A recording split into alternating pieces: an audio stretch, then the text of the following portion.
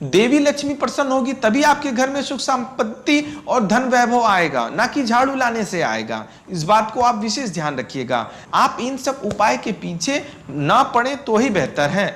समझ रहे हैं? आप तैयारी करें माता लक्ष्मी को प्रसन्न करने के लिए। आप सभी को मेरी तरफ से जय माता दी। झाड़ू झाड़ू झाड़ू, धनतेरस यानी सभी के घर में झाड़ू।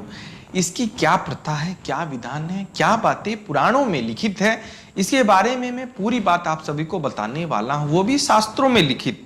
अपनी मन की बात आज मैं नहीं बताऊंगा, जो शास्त्रों में लिखित है मैं वही बताने वाला हूं। तो बिल्कुल ध्यान पूर्वक सुनिएगा कि इस बारे में शास्त्रों में क्या लिखित है, इसके बारे में क्या प्रथा है, इसके बारे में मैं आप सभी को पूरी बातें लिखित बताने वाला हूं।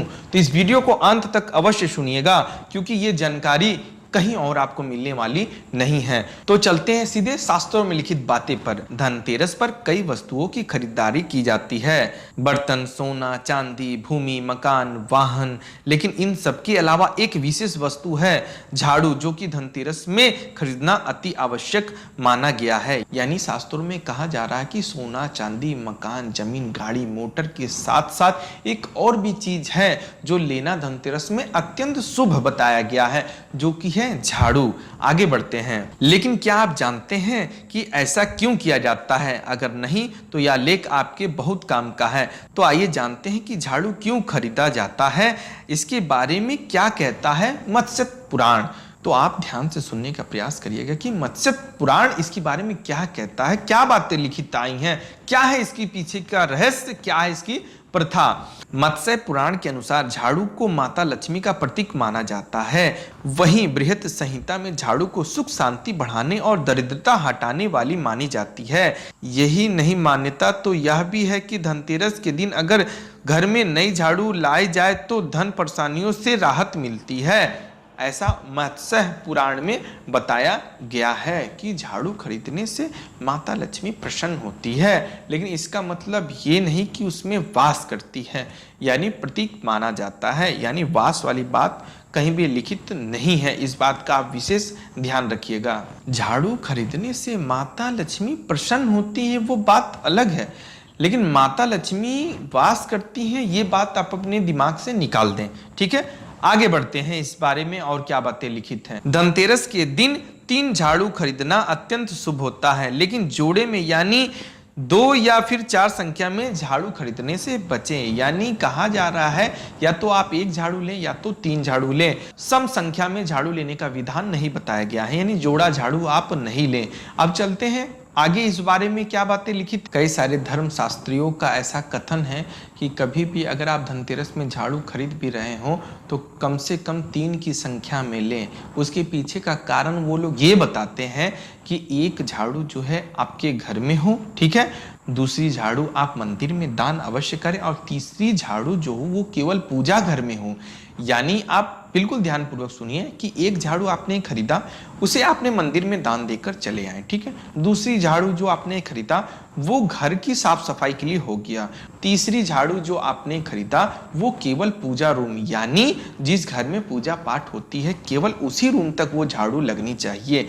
इस प्रकार का भी कथन शास्त्रकार लोग और साधु संत लोग कहते हैं, जो कि करना ना करना आपकी इच्छा है। लेकिन इनका भी कथन व मत कहीं ना कहीं सही है, क्योंकि अगर आप मंदिर में अगर दान करते हैं झाड़ू तो उससे आपको विशेष लाभ होगा, क्योंकि मंदिरों में किए जाने वाले हर दान का पुण्य आपको अवश्य मिलता है। और साथ ही जो घर में झाड़ू लगाई जाती है तो घर में कई लोग कई प्रकार के चप्पल पहन के कई सारी अवस्था में आते जाते रहते हैं, तो इसी के लिए उसकी झाड़ू अलग होनी चाहिए। और जो पूजा रूम है यानी जो पवित्र स्थल है आपके घर का, उसके लिए आपको अलग झाड़ू भी अवश्य रखनी चाहिए। बाकी आपकी इच्छा है, आप स्वयं के मालिक हैं, आपको करना ना करना ये आपकी इच्छा है। झाड़ू को अत्यंत शुभ बताया गया है मत्स्य पुराण में, लेकिन इसमें लक्ष्मी का वास है ये भूल आप छोड़ दीजिएगा।